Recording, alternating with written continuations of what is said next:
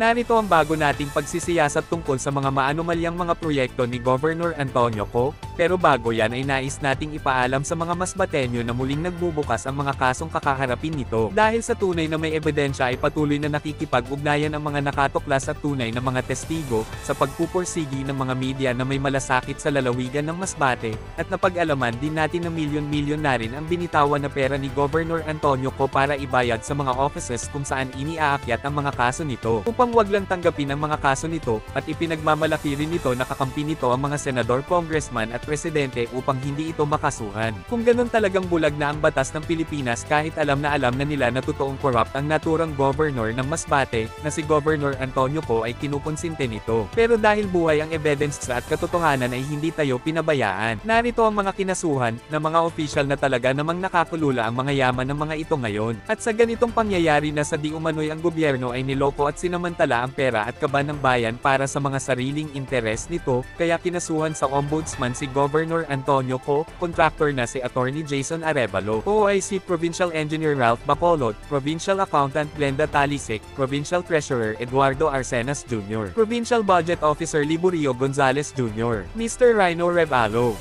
Attorney Rainy Sia, Attorney Lowell Pelihera, Engineer Ricardo Montecalvo. Ang mga ito ay kinasuhan muli at binuksan ang mga kasong plunder, violation of Anti-Graft and Corrupt Practices Act, grave misconduct. Abangan ang kompletong pagdocument sa kasong ito.